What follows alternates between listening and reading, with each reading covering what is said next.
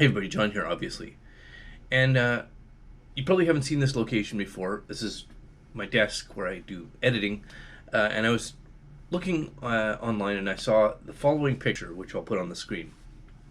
And for those of you only listening, it's a roadway somewhere looks rural, or at least in the outer part of a city, because it's got trees along it. And it's got about 50 or maybe 100 people, all in civilian clothes, lying face down on the roadway, and it appears that at least one person has a gun next to him. Has brought a gun, has got the gun lying on the road beside him too.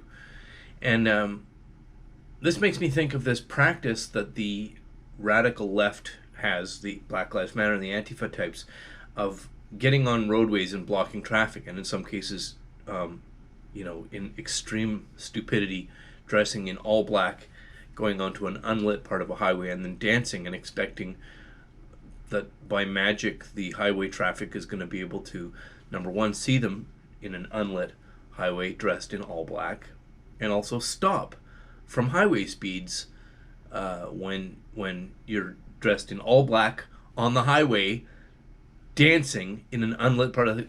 And of course what has happened a couple of times is that cars have plowed right through such people, not because the drivers are malicious, but because they can't see you, you dolts. And of course all this road blocking activity, similar to these ding-dongs on this country road, it's purposeful, and the purpose is to change the behavior of the rest of the civilian population that they live within, to change other people's behavior.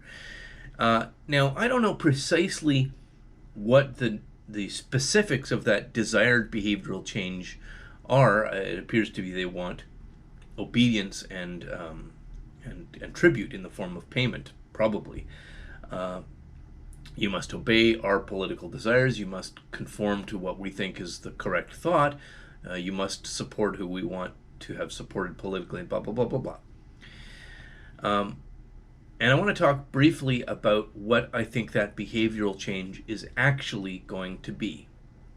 To do that, I have to invoke South Africa. Now, I've been to South Africa, and I stayed there for a couple of weeks, just once, but enough to notice a few things.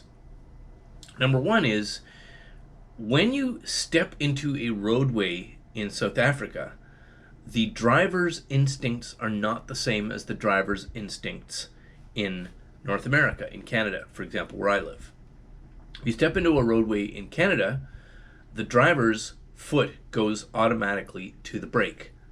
Drivers will automatically slow down and stop when there is pedestrian traffic in the road. It's not that they have to think, what's going on? Should I speed up or should I slow down? They slow down and stop automatically, like it's a spinal reflex. Because the drivers in North America automatically want to not cause an injury. They want to make sure that they don't accidentally hit somebody. They don't want to clip you with the edge of their bumper. They don't want to smack you. They don't want to kill you. And I mean, partly it's they don't want a big human-sized dent in the car, but they also don't want you to get hurt. In South Africa, it's different.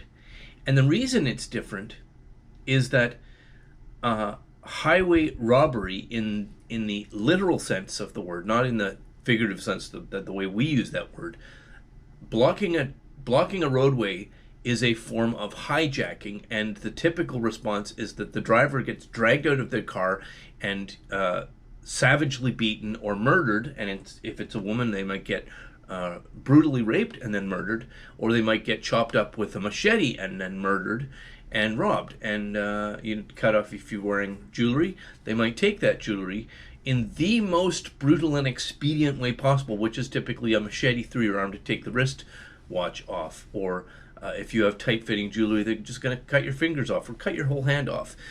It is a utilitarian brutality in the mind of the robber towards the victim of the robbery, because of this great, huge social and cultural and economic divide between the two. And as a consequence, the instinct of a driver in South Africa, if you step into the road and block traffic, is their foot goes to the gas. It's not, they don't think about it. It's not like, oh, this is a situation, I better do this.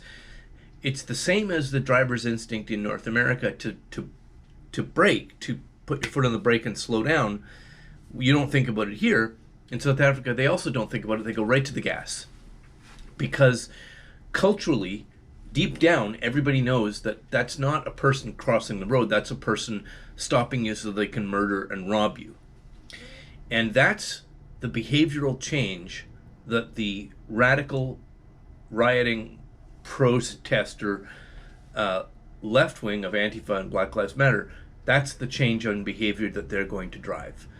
So these morons lying face down where they can be least seen by drivers on a country road where people might be going 70 to 80 kilometers an hour, or maybe 50 to 60. On a road like that, you might be doing 90. 60 miles an hour, maybe. Well, not only are they going to run you over because they can't see you, you're trying to change their behavior by lying down, and you are, and it's going to be the foot goes to the gas. Okay, let's just see how this works out. I've got my popcorn ready. So obviously, thanks very much for watching. And thanks to the couple of people who have already jumped on the Patreon channel. That is very much appreciated. It's going to help me do videos. Now, the other thing that I've uploaded today, which I'll just talk about briefly here, is a video about Bella Thorne, who allegedly went on the porn platform OnlyFans and didn't do any porn and thus defrauded her customers of like $2 million.